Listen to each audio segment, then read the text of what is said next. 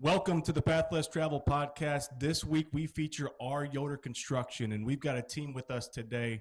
We've got Jason Yoder, the president. We've got Nate Yoder, the director of business development, and Steve Clark, general manager and general counsel. Correct. Right? So this will be a little bit different than what we've done in the past with the podcast, kind of going to be more panel style. And we'll get into why we have so many people here. It's just a part of your culture. Like it is team first here. And I know that we're going to peel back those layers as we get into the podcast. But before we kind of get going here, I really want to just jump into the history of the company. And I think no one better than yourself, Jason. I mean, you're the president here. You grew up in the business. Talk to us about the history and its origin. Yeah, thank you. So we are second generation. Myself, I've got two other brothers, Brad and Kevin, and our dad, Randy, founded the business in 1978 as just a one-man crew. He was the all-everything and just started on small little projects like many startups. Within a couple of years, was able to hire his first employee. That employee ended up working here his entire career, just retired a couple years ago after 40 years. And so progressed over the years, again, still in the early years was doing residential work and then eventually evolved into doing some light commercial work. Brad and Kevin, myself, like you said, grew up working in the business, mostly grunt work in the early years, and eventually after college, came back here, started getting more into the business side of things, and then we started to expand a little bit more, getting into different industries and markets that honestly Dad didn't have a lot of interest in doing himself anyway. He was all supportive for us doing that. He just was at a point of his life and his career, he wasn't super motivated for that. Obviously, we were young, so we started getting into different markets and industries that we were not previously in, such as public works, government work, K through 12, higher ed, just different things there. And even in these last few years have even expounded more on that. But it's kind of been an evolving history, one of which that Dad laid an excellent foundation with that we could just build upon. We didn't have to do much changing or revamping. But obviously, as a company grows, there's more process, more structure that goes into it. But he laid an excellent foundation. Nate, as the director of business development here, I mean, you are ingrained in the community. Not that the company isn't, but I mean, you're out there. Talk about kind of what's happened here as of late, and then also what's happening today for our Yoder Construction. Yeah, you bet. As Jason said, growth has been the mindset the last, especially 5 to 7 years. We've been blessed with an extreme amount of growth. I think the economy was good for a while there that helped organically grow the business. We saw a lot of growth in the community that allowed us to jump in and grow our team in that time, which was really a focus, which I appreciate of the leadership we've poured back into the team in that growth time, which allowed us to bring a lot of great teammates on board. And that's been probably the single biggest factor in our success and growth, has been bringing the right talent to the team.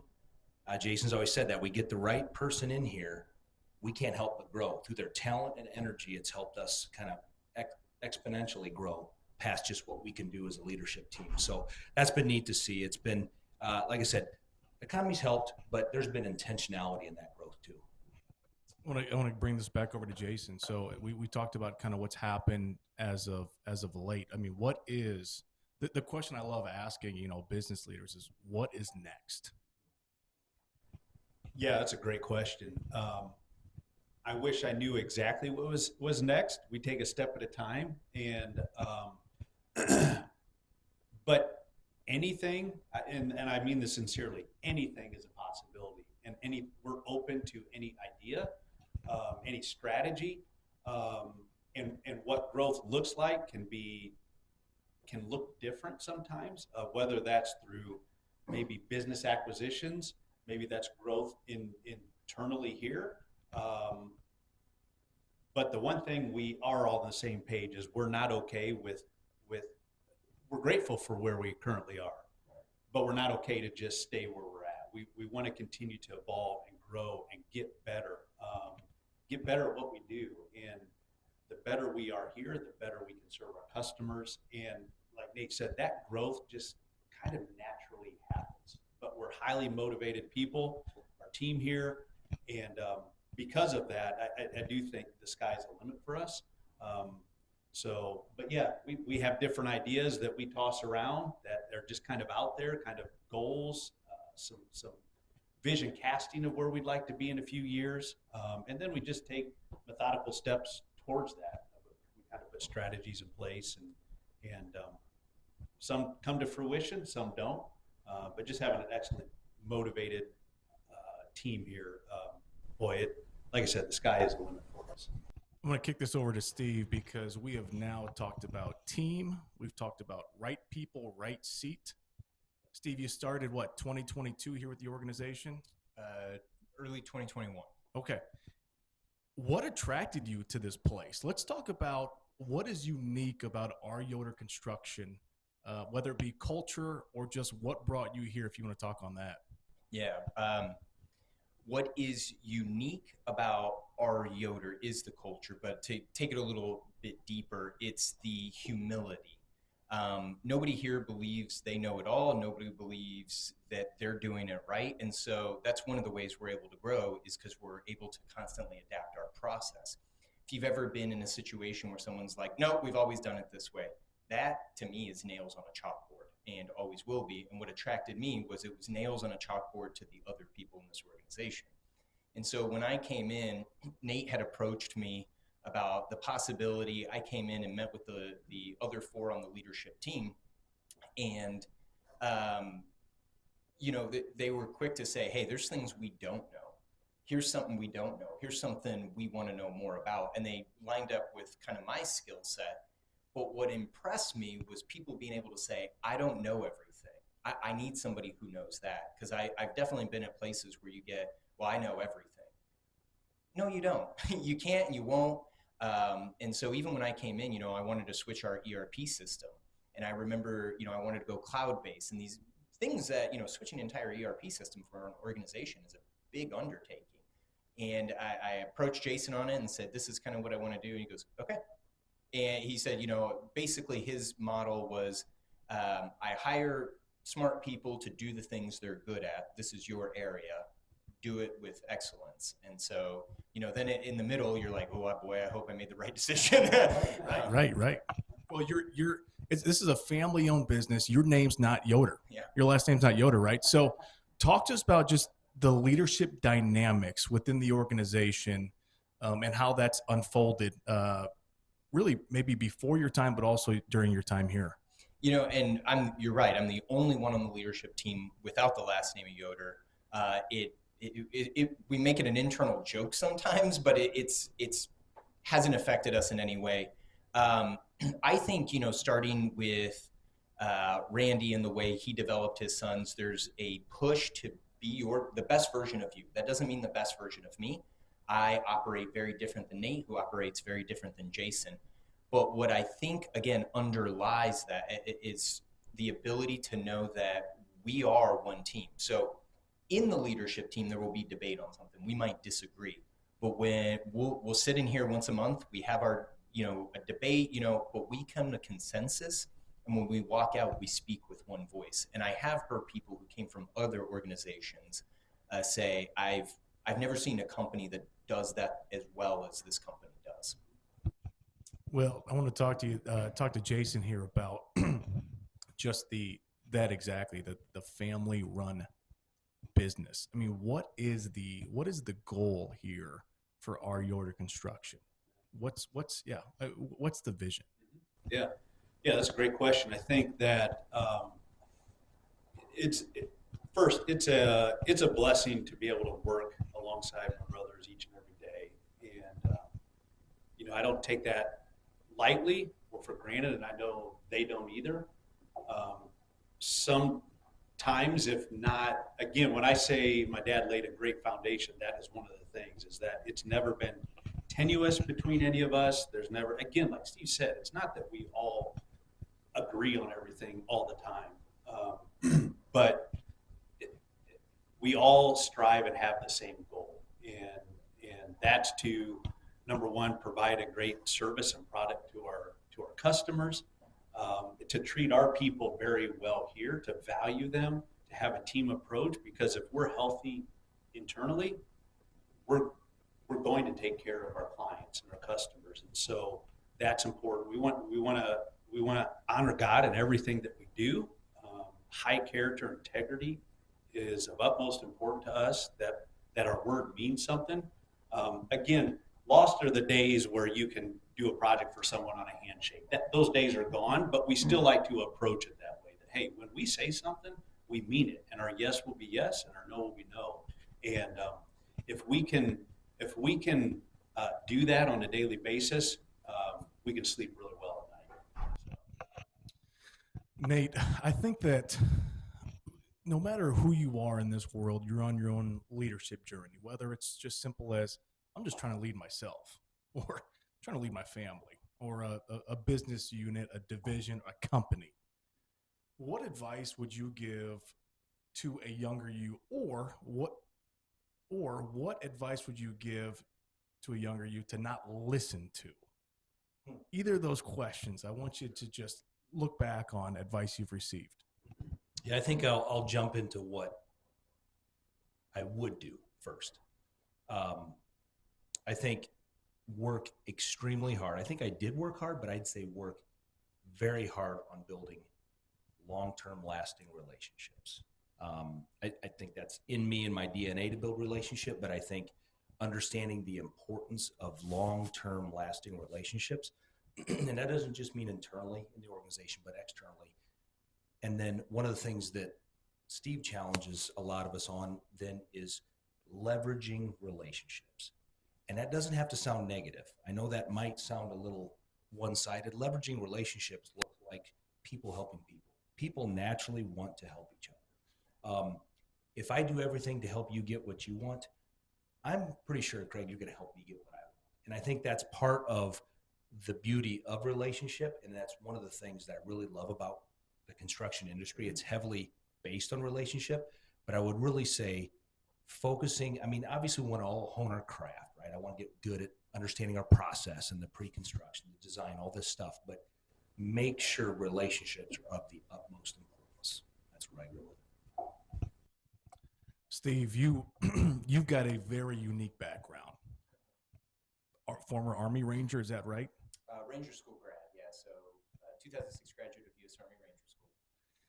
And you're a very disciplined individual. Again, these guys mentioned you were a game changer to the organization. So you've got to have some habits or unusual habits about you, but then also talk to us about kind of maybe some fundamental, foundational habits within our Yoder Construction.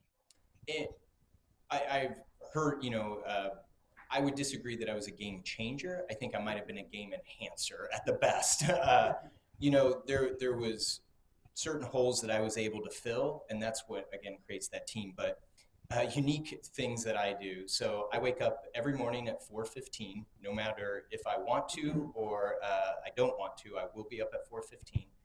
I do an ice bath, about 44 degrees for 3 minutes. You do an ice bath. Yeah. At 40. The water's 44 degrees. So, for how long? 3 minutes. And so, wow. Yeah. So I get a good shot of adrenaline from that. I have a cup of coffee with cinnamon in it as I drive to the gym. It's a 90-minute workout. And so they make fun of me because I've become very habitual. But come here, I work out, I pray on my way to the gym. And so, because again, if I don't, I'll forget to. And so I have to set a time that this is my time. And so, work out. And what's interesting, what I have realized in my habits, everything leads to the other. So if I sleep in for 5 minutes, all of a sudden I realize I'm just a little bit off, where if I don't do the ice bath, I realize that there's a principle called Make Your Bed by Admiral McRaven, and he talks about make your bed. It's the first thing you do and you've accomplished your first task. well, if it's cold and I don't feel like getting in that cold water to get that shot that shot of adrenaline, all of a sudden I realize my workout's not quite as strong. And then I just kind of feel like, oh, well, I haven't, I'm not really pushing myself. And then all of a sudden I'll realize my eating's a little not as good that day. Maybe I'll eat, a piece of candy or a little more. It's just one thing leads to the other. And so when I come here, we have a lot of very disciplined, highly skilled individuals.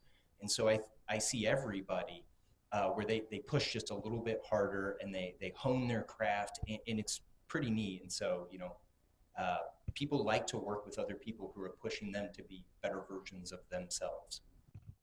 Wow. Bring it over here to Jason. I don't know if you have if you're into ice baths and things like that, but I do know that as the president of this company, you're juggling a lot. Not just the company, not just relationships within the community. You've got hobbies, you've got a family. I think you've got some older kids. How do you decide what you say yes to and what you say no to? Or Mike, how do you just balance all of it? Yeah.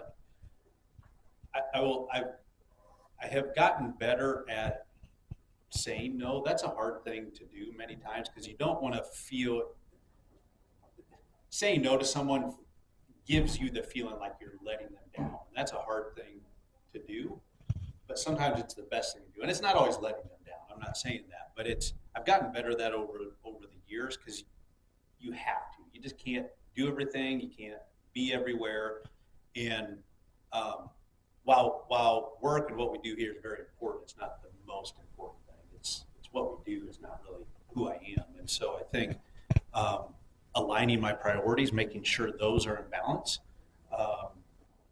My wife is very good at keeping me in balance with that. So I'm thankful for that because most of the time she's right.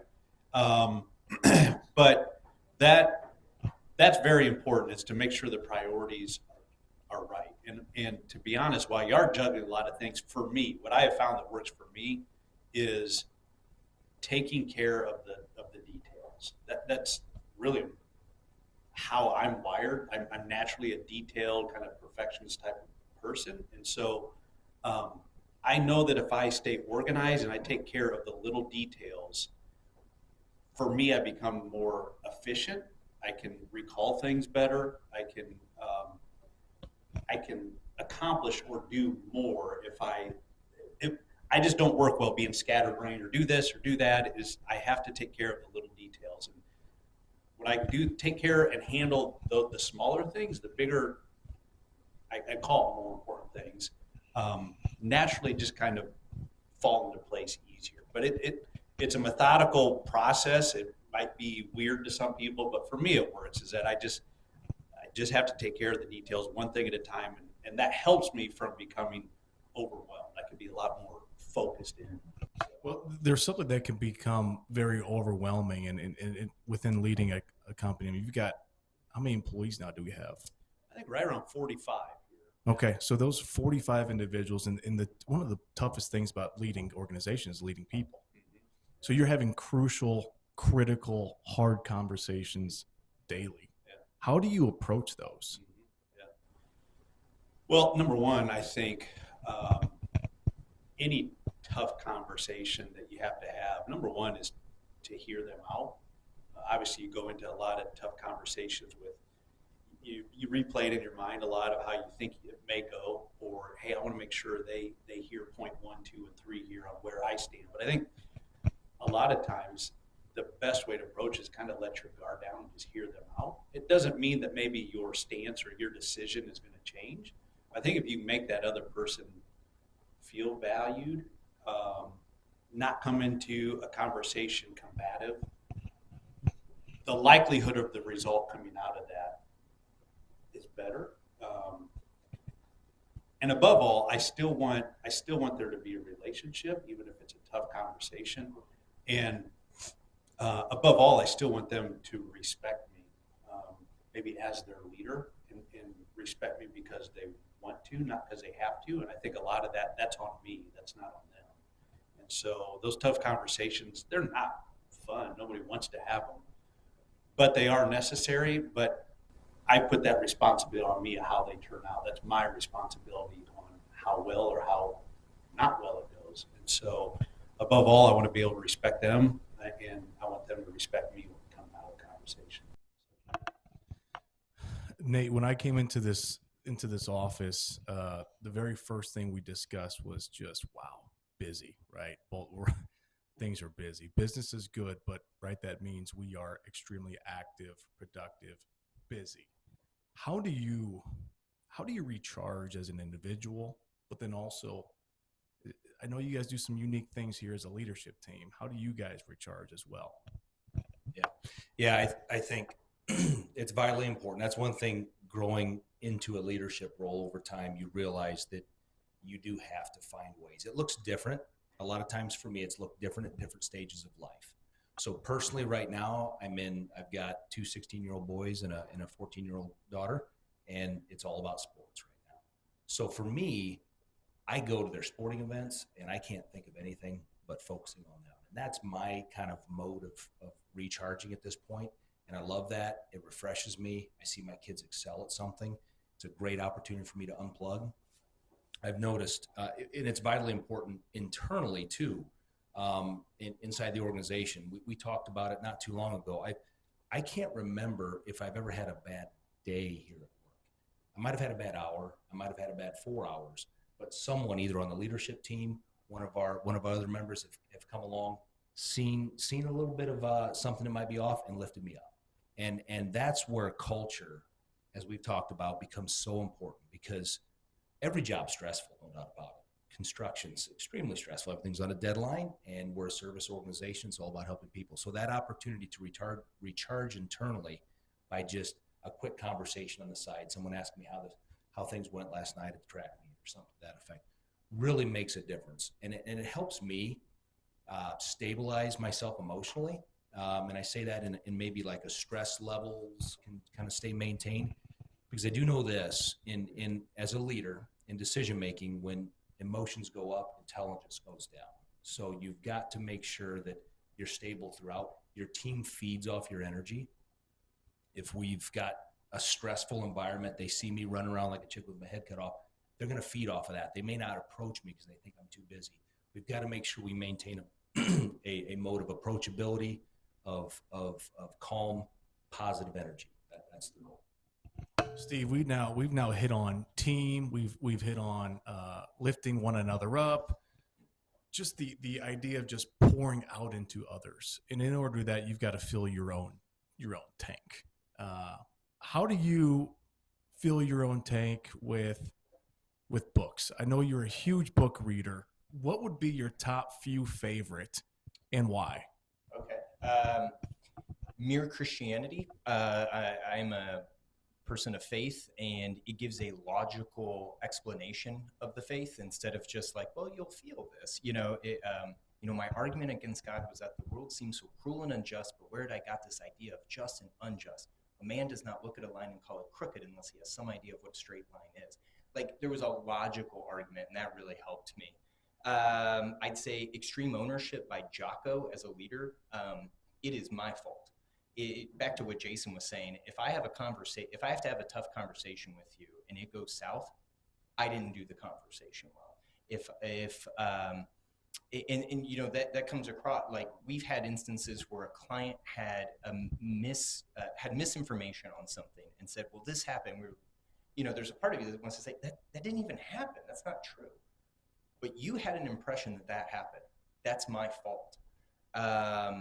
And then the last one, The Road to Character by David Brooks, was really helpful for me. I tend to be very, okay, I got to do A, B, and C to get better, and so I can get smarter, and so I can be more efficient, and so I can push myself, but there's also, I don't know if till that book I took the same approach to how I love, how I'm honest, how I try not to gossip. It was a real challenge to me. And my wife and I had this conversation years later, and she said something about, well, I wasn't an Army Ranger grad. I didn't go to sniper, I said, yeah, but when people get to know both of us, they like you more because of your love, your commitment. And when I die, I remember that, he calls them eulogy virtues. no one's going to remember, oh, well, he did well in law school. No one cares. They're going to remember how I made them feel. And so if I was to pick three, I think those three have challenged me in different areas, whether it's my faith, whether it's how I interact with people, or how I'm a leader. Well, we're going to wrap up with three final questions. I'm going to give you each one. They're fun. We're going to start off with Nate. Favorite purchase under $100, or it could be over, in the last, I don't know, call it 6-12 months. What do you got for us? Well, I specifically have something for you, Craig.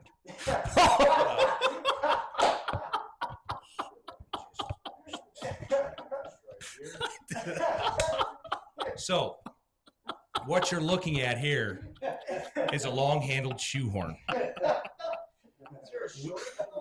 I don't know. Well, there is. This one benefits you greatly.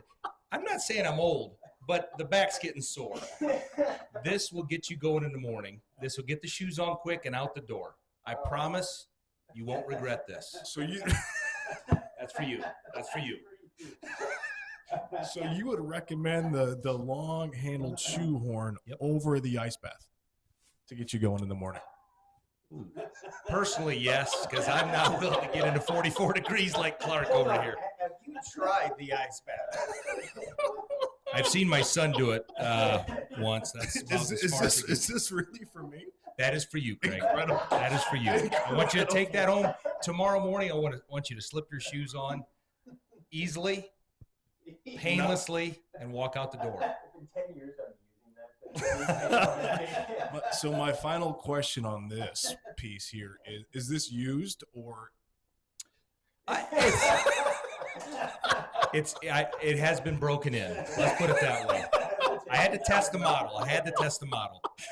All right. It works. I promise you that. That is great. Oh, we'll bring it over to Jason for the next one. Jason, if you had if you had a billboard and you were going to be giving a message to a community or the world, what would that message be? Yeah, good question. I think for us, it's when I say us, our organization is would kind of be our mantra is kind of look out, here we come. Like I feel like we have a lot of momentum. I am thrilled with the people that we have here. I mean, we have a high pace environment. It's motivating to work here because we have a ton of A players here. And so I am so excited about what today holds, tomorrow holds, what the future holds because of the people we have here. And it's look out. We're coming, and I'm excited. And I say that humbly. I don't mean that, honestly, I don't mean that arrogantly whatsoever. But we can't help but to thrive and grow here because of all the people here. And it has nothing to do with me. It's all the great, great people in our organization. That's awesome. Steve, you get the final question. What is the kindest thing, or one of the kindest things somebody has done for you, your family, or even that you've witnessed? An easy answer would be, I grew up in a real rough situation, and there was always people investing in me, taking me in, whether it was the Cooks or the Mowglis or the Jacksons or the Bixlers or different people I lived with. But there's actually a moment in my life that changed the rest of my life, and I every time I go back to it, I think I'm very happy that person did that. And it was the first time I ever tried out for Ranger. I actually failed. And, growing up in a public education system, people are always trying to push you forward. They're trying to make you graduate, whether you're trying or not. And I was just smart enough that I could take a test. I didn't have to do homework. I never had to try. And, you missed that assignment? We'll take it over the next day and we'll just take 10 points off. And so people are just pushing you forward. And all of a sudden I got into a situation where not only were people not trying to push me forward, they were trying to get me to fail everything I could. So it's a run, and I'm not really pushing myself and just kind of going. And so I don't make it, and I go to the sergeant next day, go and stand at parade rest, and I said, well, how do I try again? And he said, I'll never forget it. And he used some coarse language that I won't use, but he said, I don't think you understand. I don't really care about you. He said, I don't really care if you live, and I don't really care if you die. He said, I care about the team, and you make it weak. Goodbye. And it shocked my conscience. I mean, it hurt to my core. But you know what it did is I walked out of there and I thought, I'll never feel that way again. I'll never have that again. I will be a successful member of our team. I will not let my teammates down. I don't want to be weak. And, you know, so then you fast forward, I get to go again, and, you know, it's 4 or 5 months of just misery. You're cold, you're wet, you're hungry, you're tired, you're broken in every way you can be, physically, spiritually, mentally, and all you have to say is 2 words and you get out of it. I quit. That's it. And you don't. And you keep going. And then somebody else says, I quit, and you say, I'm not quitting. And other people are pulling you up, and you're seeing people succeed in the worst circumstances.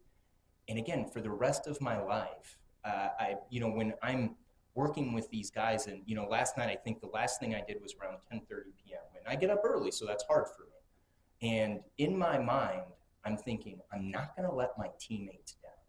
I have committed to certain things, and I can't let them down. I don't know if I would have that if somebody at a very young age, when I could still be, I'll call it molded in some ways, I wasn't set in my habits, told me, you're not cutting it. And if you ever want to cut it, you have to push beyond what you think is the bare minimum. And so I don't remember his name, but I wish I could go back and say, thank you for not giving me a second chance, because all I would have learned is just do the bare minimum and you'll get through. Well, I can see why he's a game enhancer for the organization. Jason, I want to give you the final moment here. Anything that you'd want to communicate to the community about our Yoder, or where to find you, or just any message you want to give to the community or anybody that's listening? Yeah, I think that we are put on this earth for a reason, and for me personally, it's right here. I mean, I feel incredibly grateful, honored to be able to work with the people that I get to be able to serve the clients that we get to be able to work alongside many of our subcontractors and vendors, and help provide just a little bit for them and their organization. We get together every Monday morning and pray as a team, and we pray earnestly for our subcontractors and our clients that in their line of work they would be successful, that they would have a great week, that things would go well with them. And so we try to be genuine here. I feel that we are. I think that we have an amazing culture, and so we don't try to push or sell ourselves to people. We let our culture and our actions and our people kind of sell themselves. And so I don't have kind of a big message to put out there other than we love what we do here. And if clients would put their trust in us, again, every project is construction. Nothing ever goes perfectly, but we try to be an organization that the client enjoys working with through the trials and the tribulations of construction. It's very inconvenient. It's a hassle. We're doing construction here and expanding here, and we're daily reminded of how inconvenient we are to our clients because we have to sit in the middle of the noise and everything going on here. So we understand that. We sympathize with it. We're aware of it. So again, I keep going back to the people, but it's what makes us. It's who we are. And so I'm right where I'm right where I know God has put me, and I'm super excited for the future. I'd like to thank you all for doing this. I mean, to say that I enjoyed this would be an understatement. And I'm so happy that we're able to get part of our Yoder's story out there to the community. So I know others will enjoy this. So thank you again for doing this. And that's it for this week's episode of Path Less Travel. Take care.